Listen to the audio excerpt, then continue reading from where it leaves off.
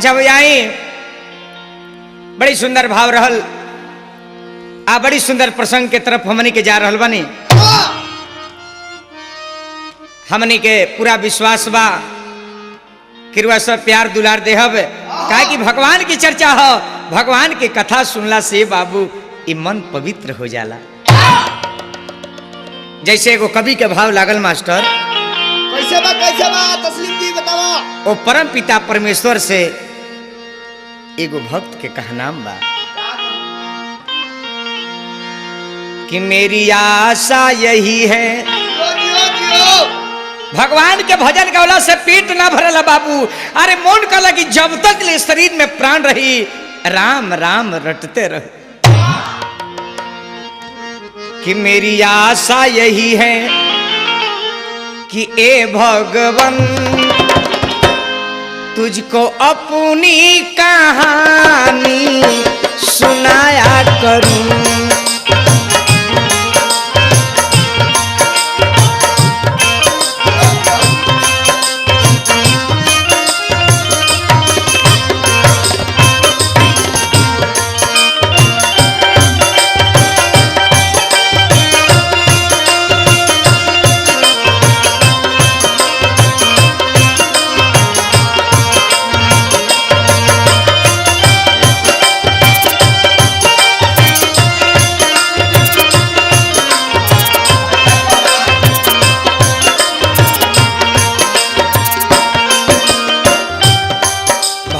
प्रभु का कही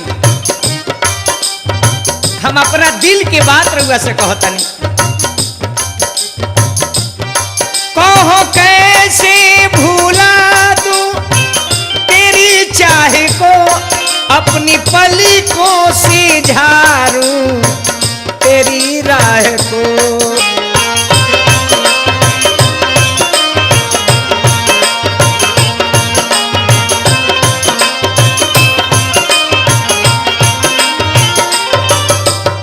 इतना ही नहीं प्रभु, कोई वहसी कहे या दीवाना कहे, चाहे पागल ये सारा जमाना कहे।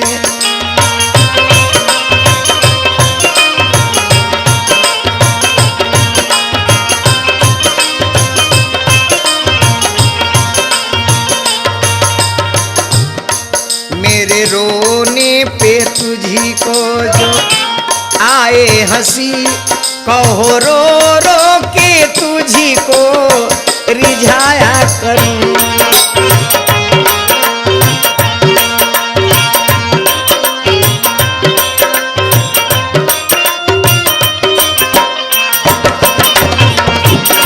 मेरे रोने पे तुझी को जो आए हंसी, कहो रो रो के तुझी को रिझाया करूं।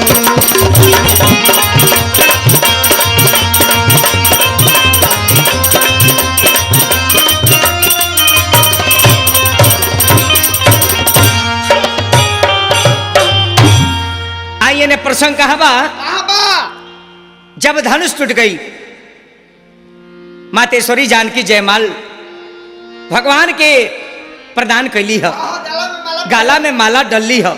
अब देखी सबे बैठ के राय विचार विमर्श करता। रानी सुनैना कहली कि महाराज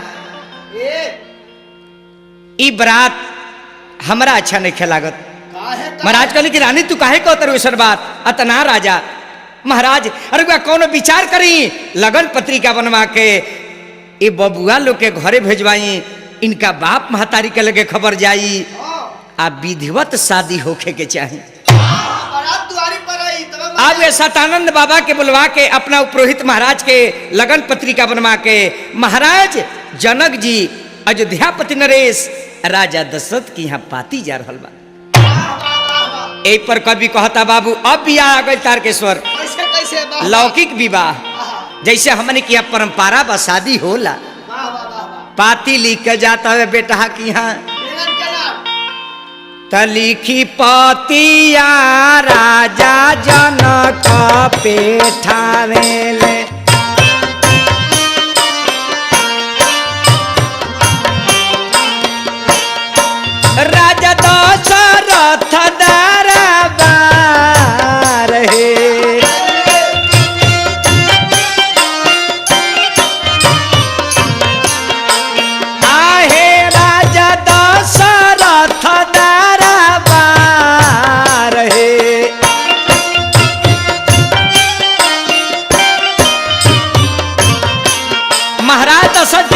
में जब पाती गई, राजा दशरथ जी जब पाती के पढ़नी, जब राम के समाचार आई, आहा पढ़ी पतिया राजा छतिए लगावे,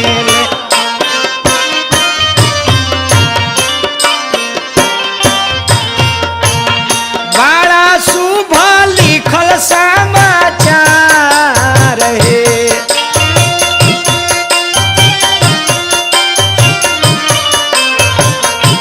आहे लिखल बावे शुभ समाचार है।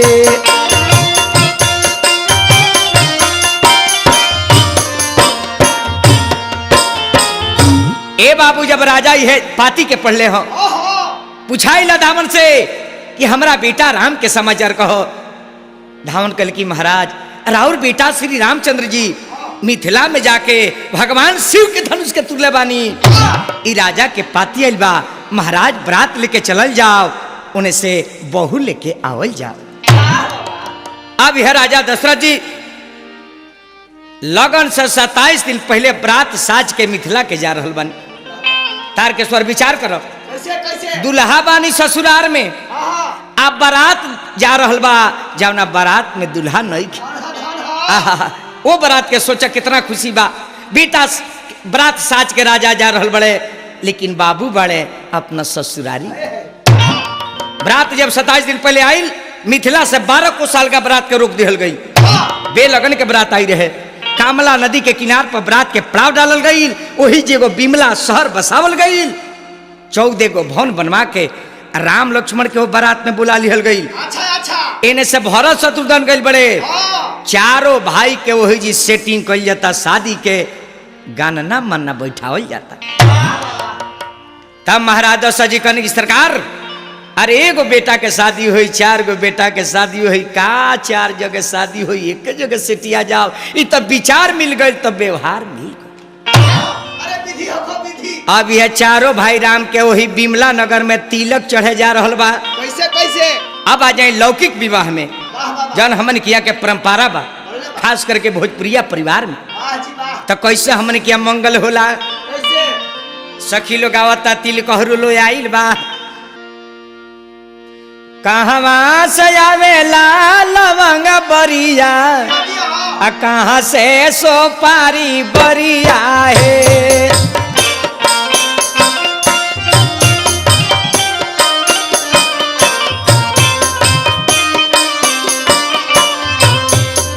अब कहवा से अइले तिलक हरू, तिलक लिहले खार भइले।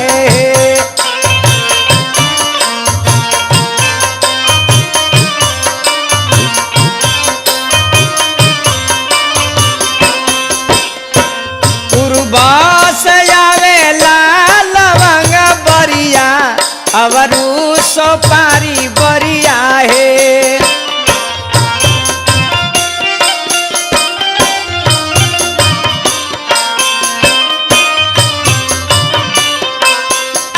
अब मिथिला से अइले तिलक हरू, तिलक लिहले खाड़ भइले।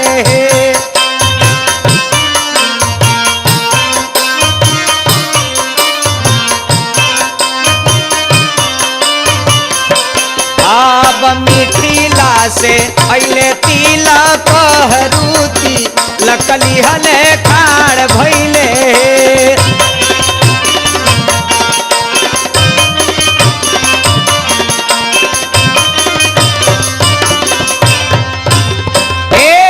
यही बात का हमने किया बिहार में, हमने किया के माता बहन कैसे गावली, कैसे गावल बाबू कि गाई के गोबर महादेव आंगना लिपाई है।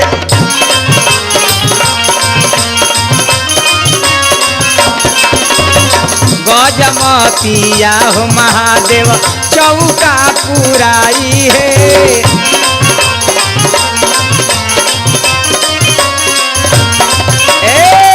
अनेक प्रकार से तरह तरह से हमने के बिहार में भोजपुरी भाषा में हमने के माता बहन गावेली।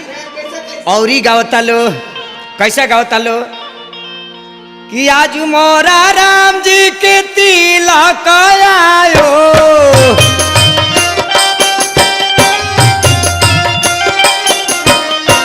हे मास्टर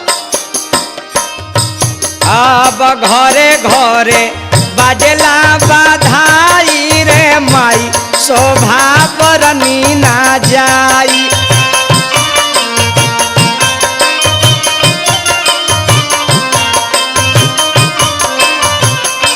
आज घरे घरे बाजला बाधाई रे माई शोभा बरनी ना जाई।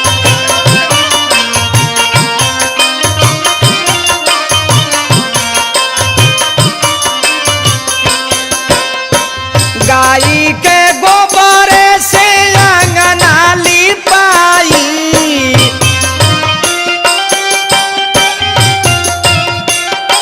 ए मास्टर अब गजमती चौका पुराई रे माई शोभा बरनी ना जाई।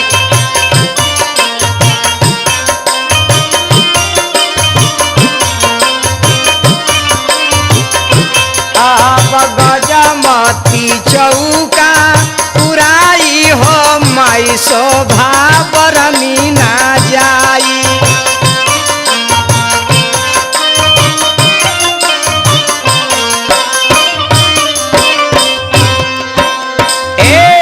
यही बात के कुछ और ही सखी लोग कहता आराम चारो भाई आंगन में विराजमान बानी तिल कहरू लो सबे स्थान धके बैठल बा। तले औरी का गाओ तलो कहत लो सखी लो हमने किया बिहार के कैसे कहेला लो। अरे चंदन संहार चौका बैठिए रामचंद्र दुल्हा।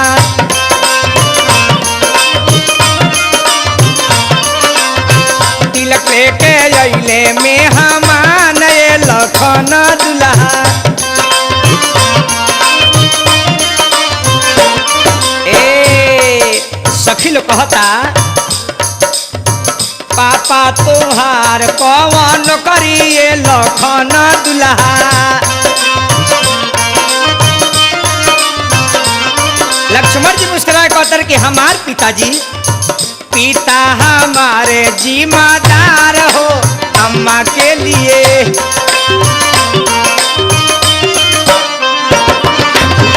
पिता हमारे जिम्मेदार हो अम्मा के लिए।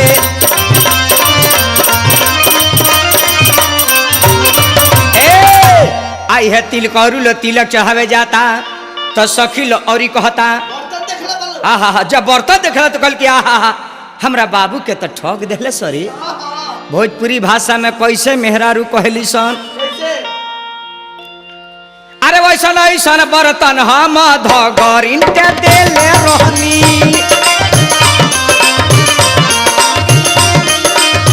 बाबू के नार के कटाई जी।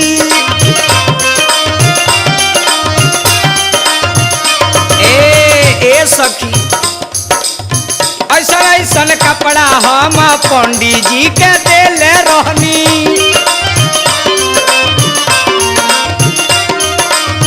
बाबू के नाम के धराई जी बाबा।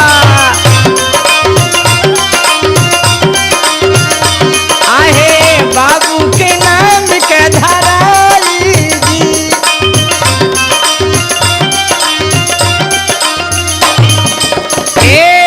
अनेक प्रकार से तिल कहरू लोग कही है सखी लोग गीत सुना बता।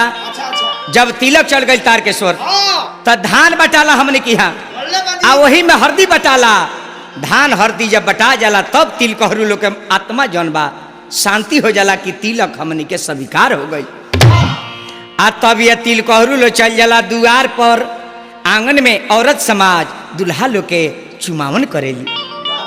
अजूरी में अक्षत रख के वही में गहना रख के हमने के घर के माता बहन गीत गावेला। अरे चुमाई ले रे सखिया धीरे धीरे। चुमाई ले रे सखिया धीरे धीरे।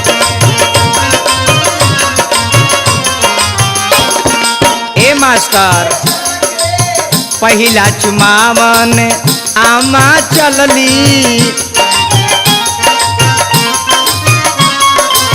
स्वागत में हीरा लुटाए देहु रे सखिया धीरे धीरे, चुमाई लेहु रे सखिया धीरे धीरे।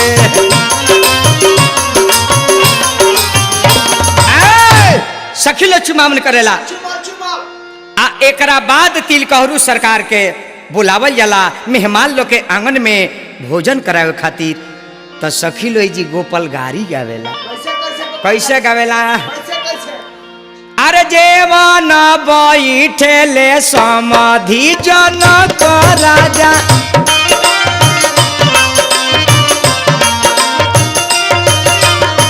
ए सुमन भाई एकरा के गोपाल गारी कहल जाला।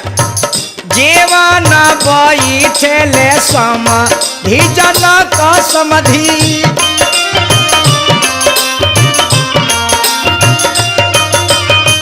बस्तर धरी न उतारी,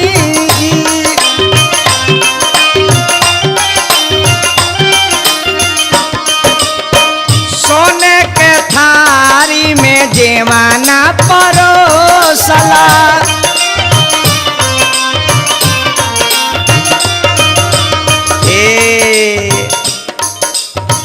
जे न रौरा संहारी जी,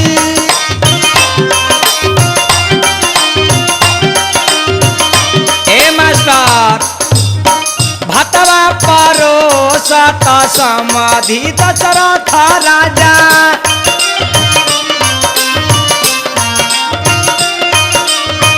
दलिया परोसे उनकर भाई जी,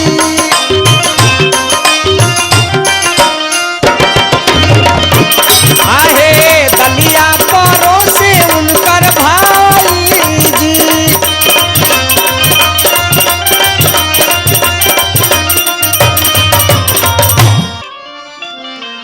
अब है बेटिया पक्ष में का होला? देखा बाबू कैसन हमने किया लौकिक शादी होला। देखा का होला लड़की की यहाँ, अरे उतारता चैतवाए बाबा हो चढ़ल बैसाख,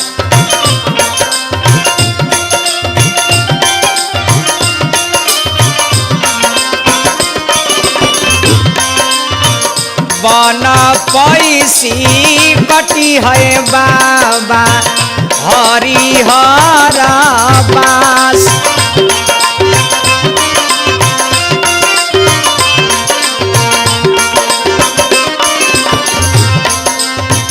चारो बासावा गड़ी है बाबा हो चारू चारू कोन,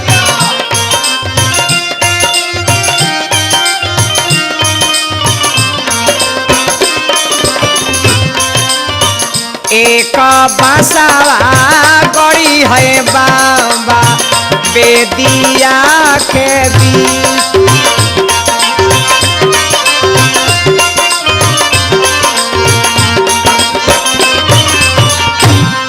अब देखो बाबू ने लड़की पक्ष में माड़ो गड़ाला, यानी नया बांस के माड़ो गड़ाला, खरपात जो नया लगेला, यानी शादी जौन होला वो बड़ा शुभ हवे।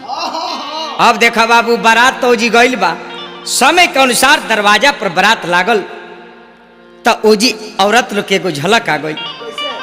अरे लेहू ना जनक राजा धोतिया हाथ पान के बीड़ा, करुणा समधिया से मीनती सिरवाया जू नवाई। ये द्वार पूजा होला, यानी द्वार के पूजा होला। दुल्हा सरकार को जी बैठाओ जाला चौका पर, आ तब बरात जनवासा में जाला। लड़की पक्ष से धुरछक के पानी जाला, आ लड़का पक्ष से लड़की खाती नहवान के कपड़ा आवेला। तब बाबू तनी एजी भाव देखो, जानकी जी के नहवान होके जाता तो सखी लोग कहता आहा, ई गाना जब होला औरत लोग आवेला, सुमन भाई इस शरीर जौन बा रुआई खड़ा हो जाला। कब? कब? जब लड़की के नहवाउन के समय आवेला। अरे कहाँ बावे लोटवा हो या माँ, आ कहाँ बावे हो डोरिया।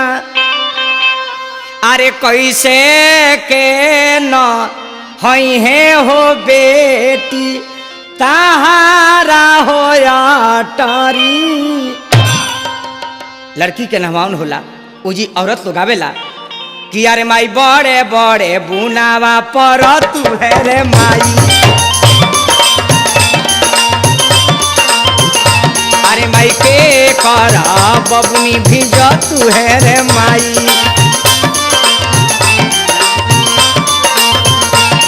सुने नारानी के धियावा भिज तू है रे माई। ए लड़की के जब नहवान हो जाला तब आंगन में भसुर जी के बुलावल जाला, यानी दुल्हा सरकार के बड़ भाई के बुलावल जाला। यही है। बड़ भाई राम जी के केहू ना रहे। आहा। कुल गुरु वशिष्ठ जी के लड़का वामदेव जी गुरु हथे काती आंगन में पहुंचल बानी। किया किया। आहा त सकीलो कहेला वहू जी गरियाइए देला लो, हाँ जी हाँ। यानी भसु लो गुरु हथनी करेला। आ भसु लो जब चल जाला तो आंगनवा में दुल्हा सरकार के बुला के आरती उतारल जाला कि अइले सुने ना के आंगनवा पहुनवा राज।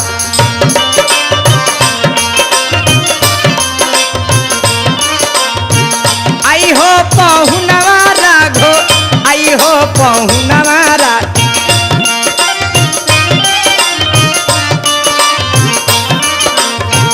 अइले सुने ना की आंगनवा पहुनवा राघो।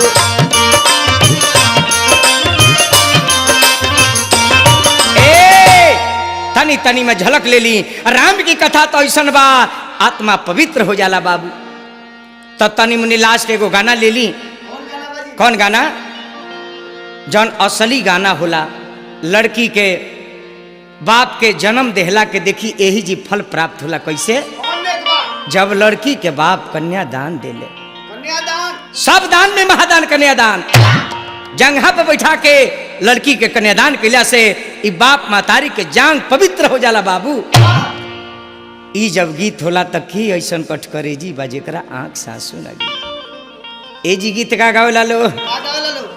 अरे काढ़ेले जाना कहो पापा आया पानी रे पुतारी।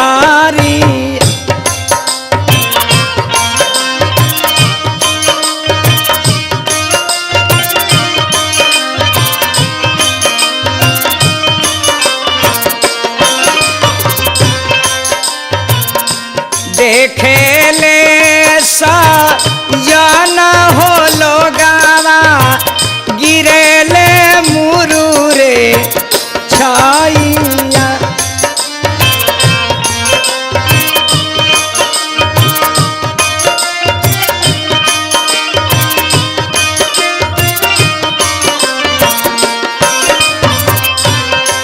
समधी जी कहेले कवना पिजारा रखनिए समाधि ऐसनी सुंदर हो धियावा।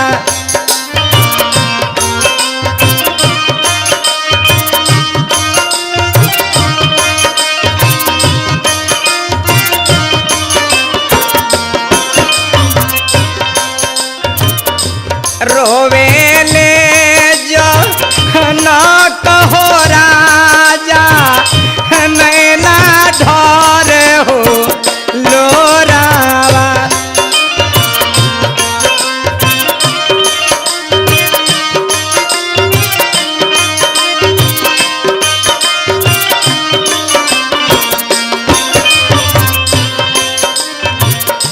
हमारा तो बात समाधि सोने के हो पिजारावा।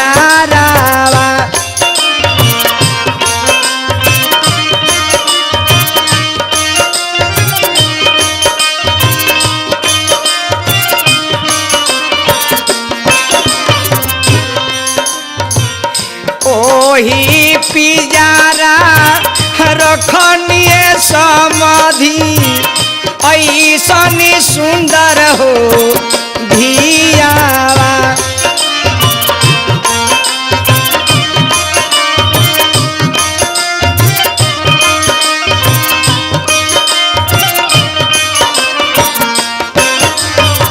लड़की के आंख से आंसू गिरेला, बाप का लगे जवाब ना जुड़ेला, करीजा फाटे लगला कन्यादान के बेरा।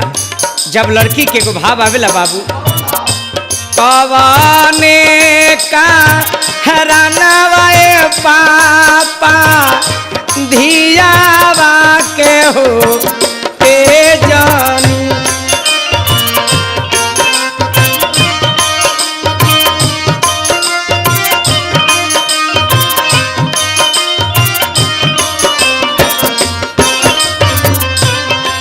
बाप कहले कि बेटी हम का करी, दुनिया के रीते बेटी तहारा संगे हो कईनी।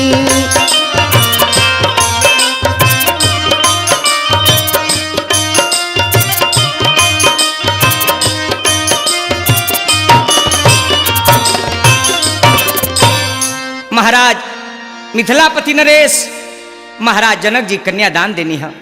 बाबू कथा यही जी खरी पाई लागल।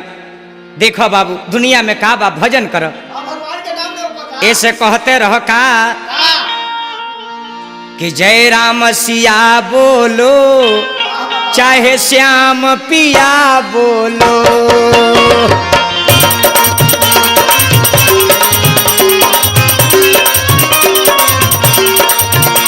जय राम सिया बोलो चाहे श्याम पिया बोलो है।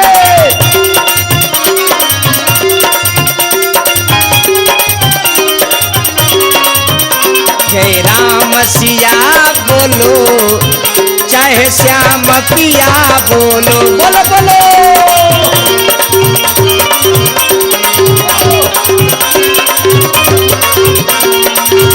जय राम सिया बोलो चाहे श्याम पिया बोलो।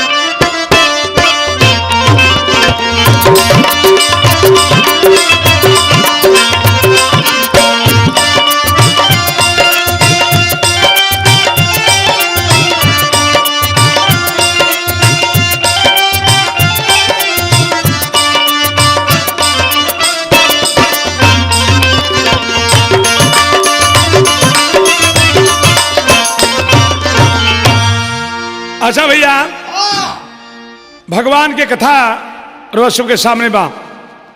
कथा बहुत सुंदर बा। भगवान के जे कथा सुनेला ओकरा शरीर के पाप दूर हो जाला। बारात राजा जनक जी के पहुंचल बा। कथा हो जाबा कि राजा जनक जी अपना बेटी के जांग पर बैठा के कन्यादान देते। क्या बात है। लेकिन अगर पहले भजन बा, कौन भजन बा भैया? देखी जब हमनी के माता के गर्भ में रह जाला तो उ दिन ना जोड़ाला, और जब धरती पर गिर जाए जला वो दिन से दिन जोड़ाला कि बबुआ एक दिन का हो गए, 2 दिन का हो गए, 4 दिन का हो गए।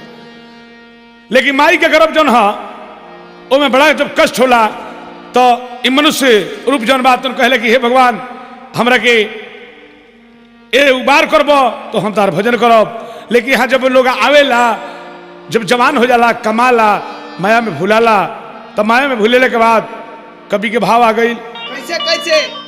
कि रे मानवा तू तो राम भजनी ना कैला,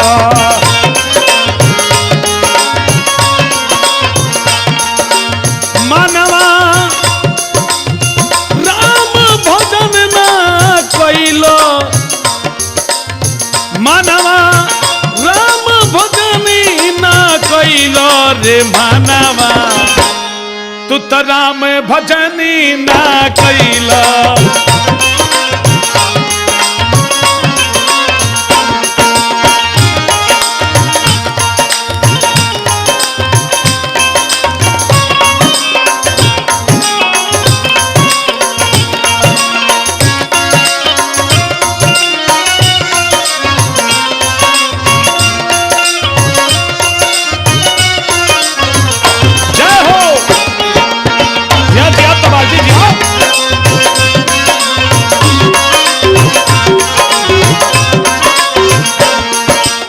लेकिन इस शब्द पर सबका विचार करे चाहिए कि भगवान के नाम जे जपेला एगो बेटी के कन्यादान देला के एगो बेटी के कन्यादान देला के फल प्राप्त होला। गंगा सागर स्नान कर गई बबुआ उतना फल प्राप्त हुई कब कि एक बार मुख से प्रेम से कह राम। लेकिन तू तो ऐसा कैलो माँ तू गर्भ में वादा जवन कैलो उहो बतिया भूल गईल ए सुगाना उहो बतिया भूल गईल।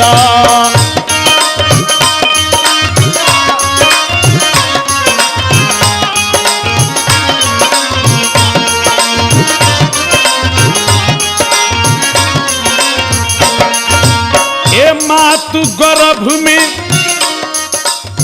वादा जवन कैलो उहो बतिया भूल गईल ए बबुआ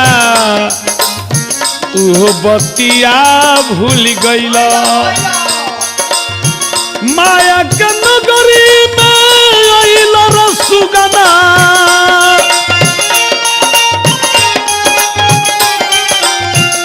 माया के नगरी में आइल रसुगना माया में लपटैल हे सुगाना राम भजनी ना कैला।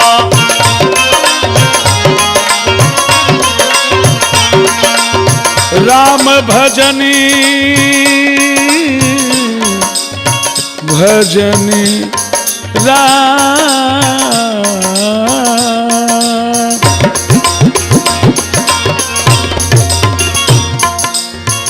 माया के नगरी में ओइल रसुगना माया में लपटैल ये बबुआ राम भजनी ना कैल।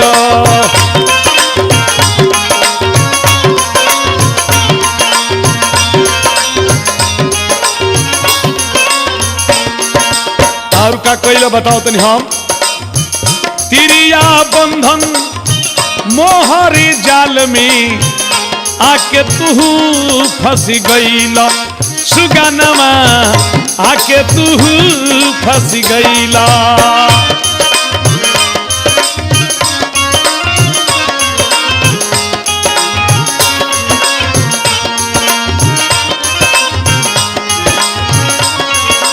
ओ तिरिया बंधन मोहरी जाल में आके तू फंस गईला ए सुगबा आके तू फंस गईल। और का कइलो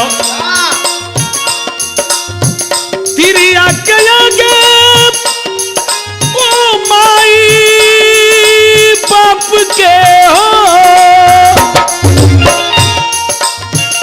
तिरिया के आगे ओ माई रे बाप के तू काहे यो भूलैला किशोर जी हरि के भजनी ना कैलो रे मानवा हरि के भजनी ना कैलो।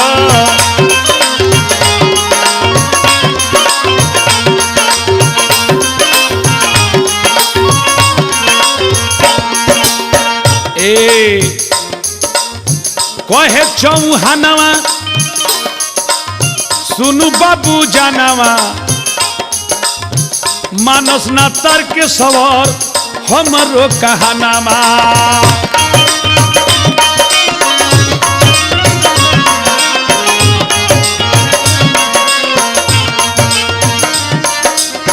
श्याम बिहारी को भी कहला लकारी के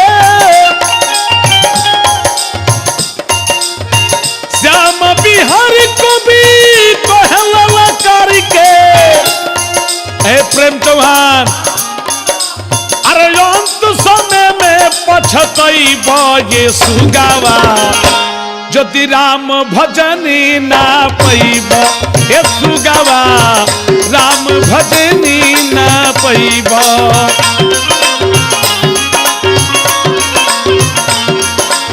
श्याम बिहारी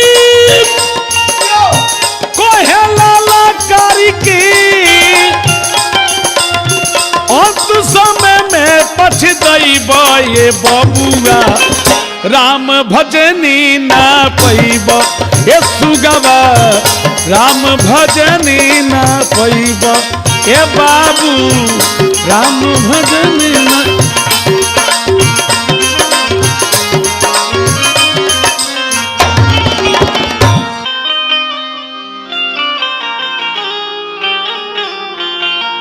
अब आई कथा पर कथा हो जाए बाकी राजा जनक जी अपना बेटी के कन्यादान देते रहे लेकिन विवाह में यह गो गीत बा कि बेटी सवाल कर ली बाप से अब बाप जवाब दिले बेटी के हमने का माई बहन बेटी लोग आवेला कैसे गावला देहाती कि यारे पापा कावाना नगरिया इजुआ खेलनी की बेटी आपन हार गईनी है।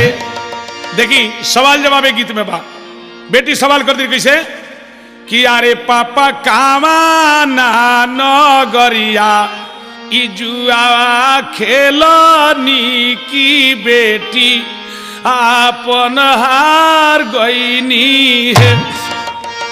सीता जी के बात पूछला के बाद राजा जनक के आंख में लोर हो गई। बेटी के बात सुन के बाप कहले कि बेटी हो अयोध्या नगरिया इजुआवा खेलनी की बेटी आपन हार गईनी है। सीता जी रोवत तरी कहले कि पापा हो गईया बछरुआ काहे ना हरनी की बेटी एके हार गईनी है। इतना बात सुन के राजा जनक के मन थोड़ा गल जाता है और आंख में भरल लोर होता।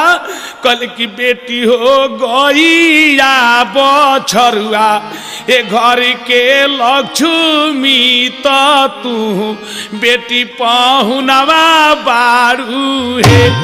पाहुन के नाम सुन के बेटी सीता के और आंख में लोर हो गई।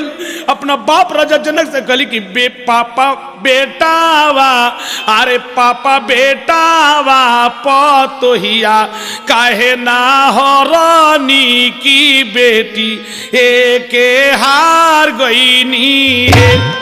राजा जनक जी कहले कि बेटी हो बेटा ओ पतोहिया ए घर के लक्ष्मी तो तू बेटी पाहुनवा बारू है। सीता जी कहली कि पापा अरे पापा किया हो मचोरा निसे चटनी की पग डूबावत रहनी है। राजा जनक आंख में लो लेके कहले कि बेटी हो नाही तू चोरनी ना चटनी दुनिया के रीति हम कैनी है। बाबा कन्या दान देनी। अब दुल्हा सरकार को बुलाओ जाता सखी लोग आवेला कैसे कैसे आंगन में गालो तारकेश्वर जी केगा कि जब राजा रामचंद्र आई ले जाना नाम में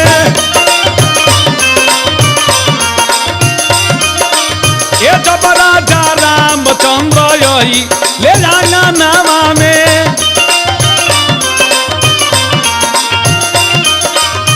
सखी लोग भाव घुमावे जी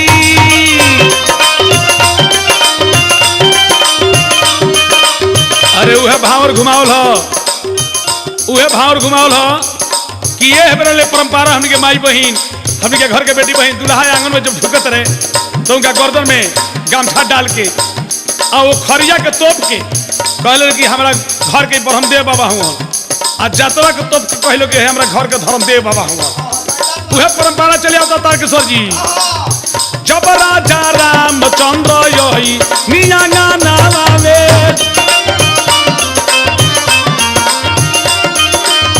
सखी लोगवा भावर घुमावे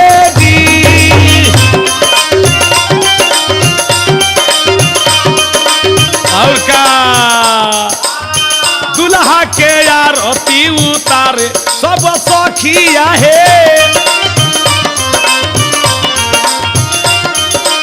ए दुल्हा के आरती एगो दुल्हना चारों दुल्हा चारों यो दुल्हा के आरती उतारो तारी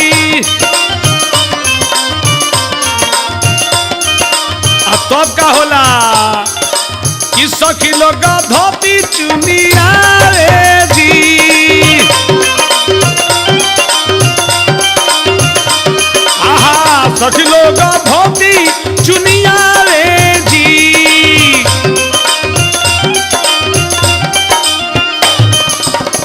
बाबा कन्यादान देनी दुल्हा के धोती बना गई जबले बाबा कन्यादान दिले तो दुल्हीन दहिने रही दुल्हन के हाथ दुल्हा के हाथ में दुल्हन के हाथ यानी चारों हाथ माई के हाथ बाबूजी के हाथ दुल्हा के हाथ दुल्हन के हाथ जब इकट्ठा हो जाला अरे बहुत विधि होला उतना समय ना ही बा भैया कि विधि पूरा पूरा हम सुना सकी लेकिन जब कन्यादान हो जाला तो दुल्हन बामे आएली तब माई बहन लोग गौर घर के गावेला कि चिटकी सा नूरावा या दुल्हा जीवन के आधार है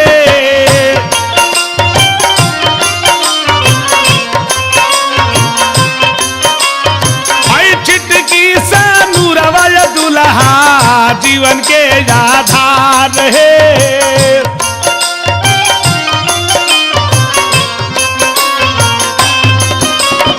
अरे सिंदूरा लगई है ये दुल्हा सोची विचार है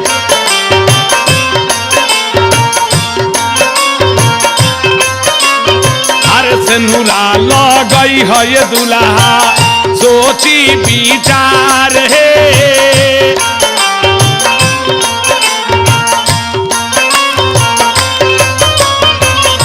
आज से ये लड़की के तोहरे ऊपर भार है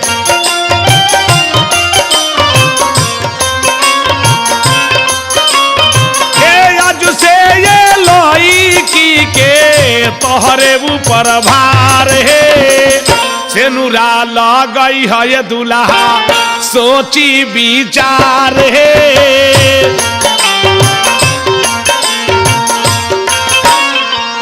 अरे सेनुरा लगई है ये दुल्हा सोची विचार है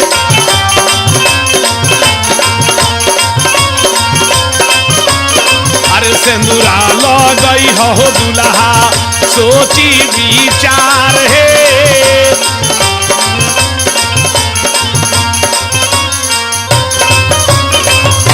देखी भोजपुरी में कहा जाला एगो हमनी के माई बहन बेटी गीत गावेली ई सोच वाली बात कि सेनु दर बराबर सेनु दर अपना माई बहनिया के सेनु दर काहे कह जाला दुल्हा के तो बहन से मजाक हो सकता लेकिन माई काहे कह लो बहुत मार्केबल बात हमको सुनाते नहीं रुआ के रामा कैसेट कंपनी के माध्यम से कि सेनु दर बराबर सेनु दर अपना माई बहनिया के सेनु दर ऐसे कहले लोग ए दुल्हा जाओ ना लड़की के मांग में सेनु दर जाते नहीं बहन से एक इज्जत कम निखे अगर वह सामने रहे बहन के कोई प्रतिष्ठा लूटे के चाहते तो अपन गर्दन कटवा के ओकर प्रतिष्ठा बचवा ले ओकर गर्दन काट ले वही गए लड़की पर के आंख उठावे तो ओकर गर्दन काट ले हरुआ एक प्रतिष्ठा रुआ बचाव के जिम्मेदारी राउरबा ई तो बहन के हो गेला माई काय कहले लो ए दुल्हा इहे लड़किया ऐसा बड़ी आइले कुंवारी रहिया इनका मांग में सिर पर जी ते देवी हो जिए एगो लड़का हो जाला तो माता हो जाली नारी के बहुत रूप होला इहे लड़किया अगर तू बीमार पर जीवा खटिया पर से उठे उठे ना पैब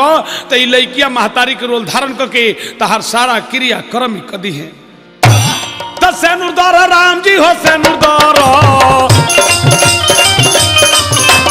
सेनुरदार राम जी हो सेनुरदार अब सीता जी के मंगिया में सेनुरदार अरे सेनुरदार लक्ष्मण हो सेनुरदार सेनुरदार लक्ष्मण जी सेनुरदार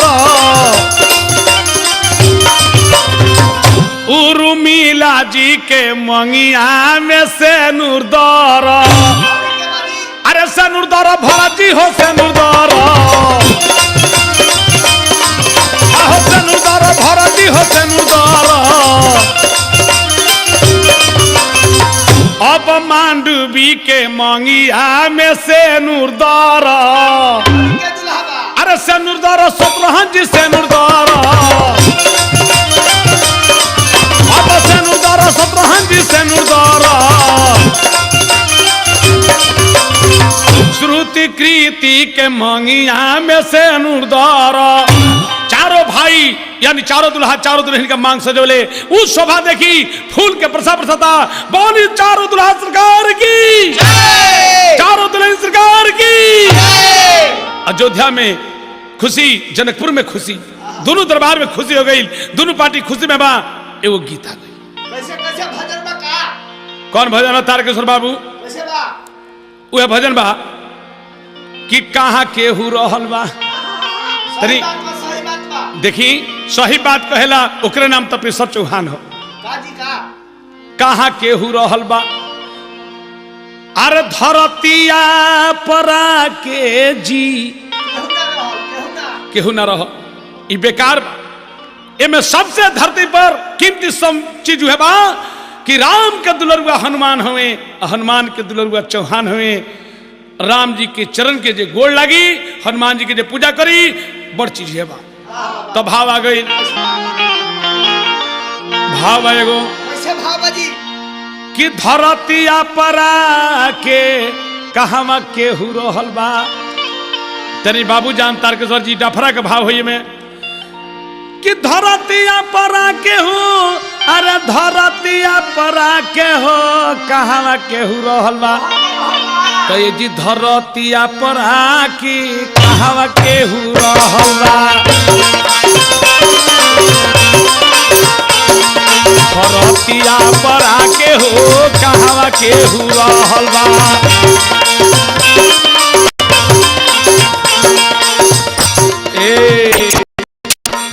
बड़े बड़े संत गईले भभूति रमा के बड़े बड़े संत गईले भभूति रमाई के गईले हरिचंद्र राजा संत में बिका के हो कहवा केहू रहल बा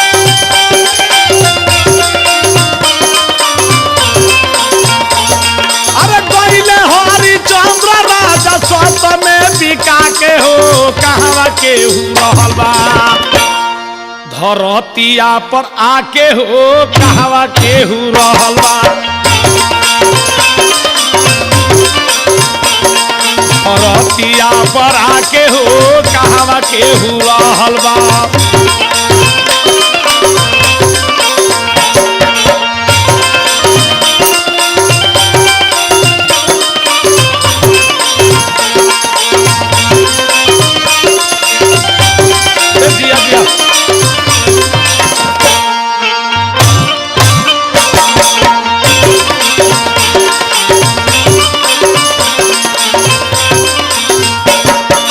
गईले वशिष्ठ मुनि ब्रह्म पद पाके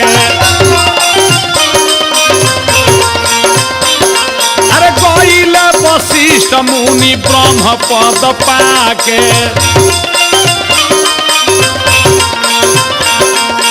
गईले विश्वामित्र राम के गुरु अब कहा के हो कहवा केहू रहल बा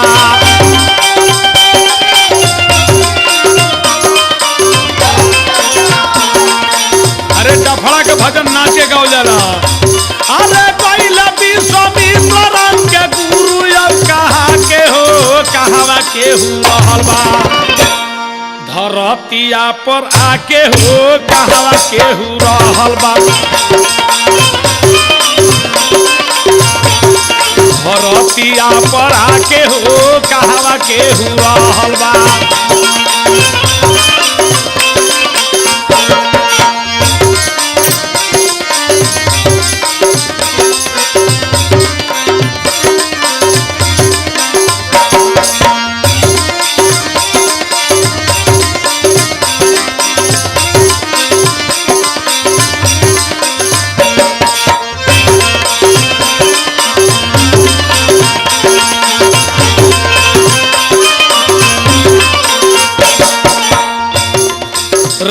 रामचंद्र चल गईल रावण के मुआ के रामचंद्र चल गईल रावण के मुआ के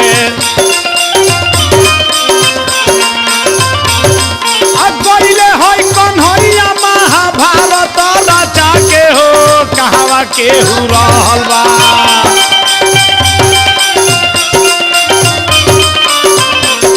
अरे गईले है कन्हैया महाभारत करा के हो कहवा के हु रहल बा धरतिया पर आके हो कहवा के हु रहल बा धरतिया पर आके हो कहवा के हु रहल बा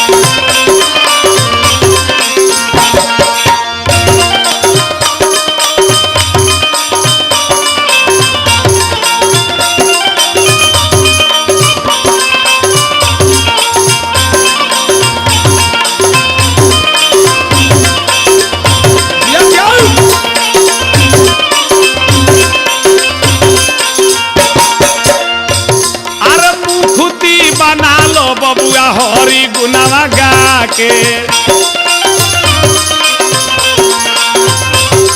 अपन मुखती बना लो तनी प्रभु गुनावा गाई के न त का तू पैब पाछे पाछताई के अरे का तू पैब सुगाना पाछे पाछताई के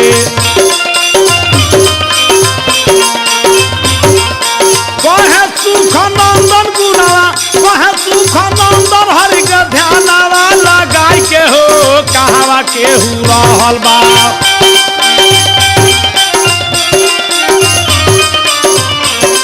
अरे कहे सुख नंदन हरि में ध्यानवा लगाई के हो कहवा के हु रहल बा धरतिया पर आके हो कहवा के हु रहल बा धरतिया पर आके हो कहवा के हु रहल बा धरतिया पर आके हो कहवा के हु रहल दिया दिया धरतिया पर आई के कहवा के हु रहल बा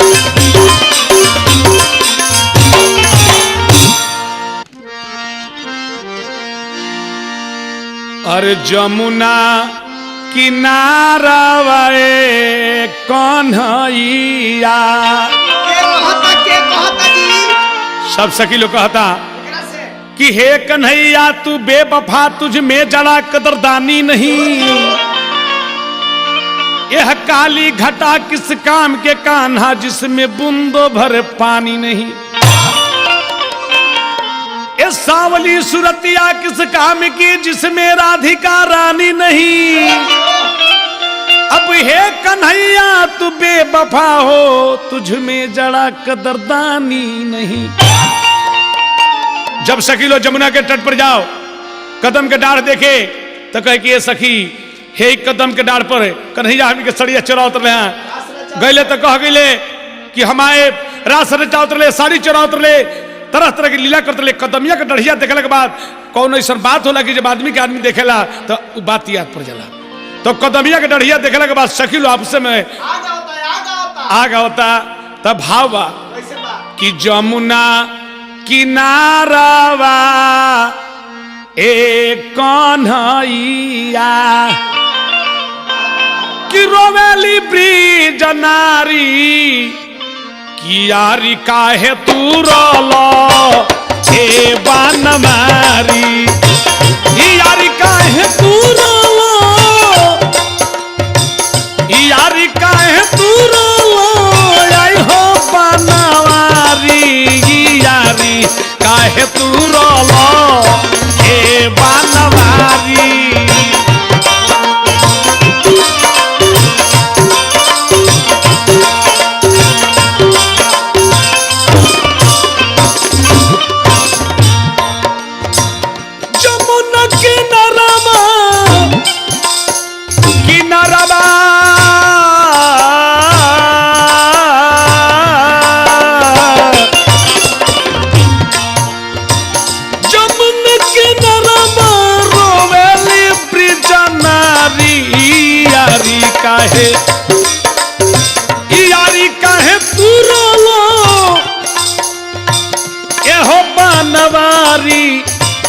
यारी काहे तू रोलो ए बनवारी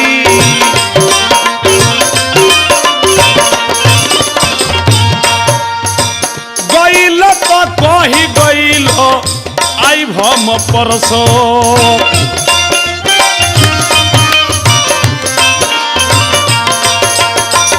रहिया खोजत दिनवा बीत गइले बरसो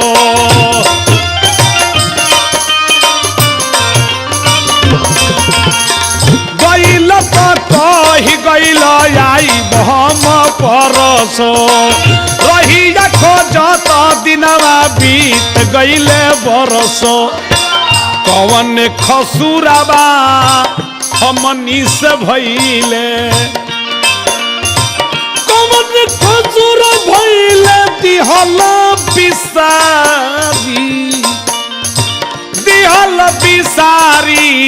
यारी काहे तुरल ए बनमारी यारी काहे तुरल आई हो बनमारी यारी काहे तुरल ए बनमारी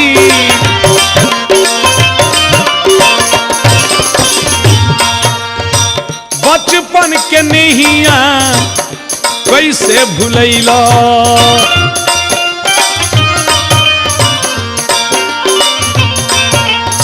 अक्कावन सवतिया से नैया लगैला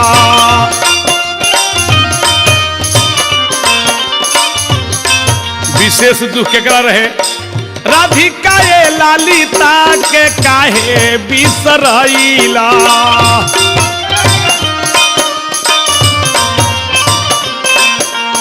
अक्कावन सवतिया से नैया लगैला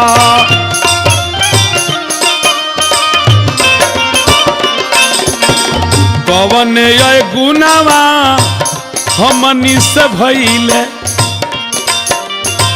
आखिर कहे हमनी के दिहला तू बिसारी यारी काहे तू रोलो ए बनमारी यारी काहे तू रोलो आई हो बनमारी यारी काहे तू रोलो ए बनमारी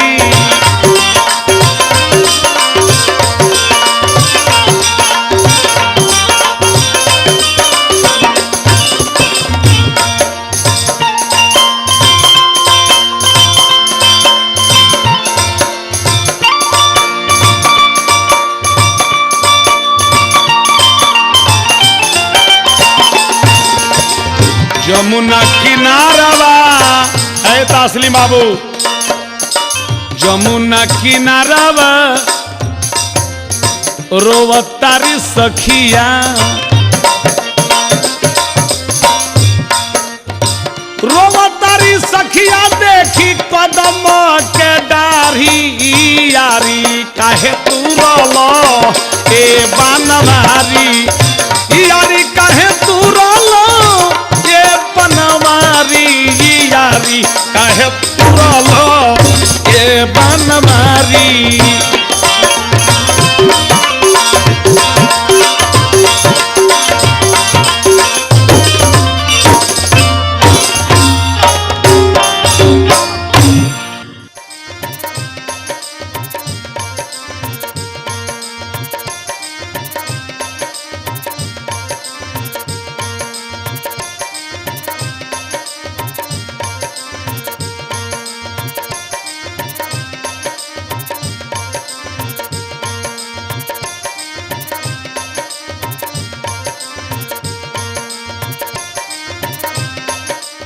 अरे सोनवा ए पगले सोनवा के हो के अरे व्यापारी रे सोनारवा आ घुमतार बनी के Race CD and cassettes only on Rama Cassettes. ए गोरिया हमरा के प्यार कबू करबू बारी रे उमरिया में मती कर चुन्हा लूट जाई कतहीं दिल पे पे चलावे लो कटार गोरी तिरछी नजर से का में झुमका है रौलू काशी में कनवाली कुली बुना वाली बन के फिर ताड़ो खूब हसीना VCD and cassettes only on Rama Cassettes. एक भक्त पहले भगवान शंकर के दरबार में जाके कहते रहे कि हे शिव, हे भोलेनाथ, कि रौरे सरनिया में बानी ए शिव शंकर दानी। VCD and cassettes only on Rama Cassettes.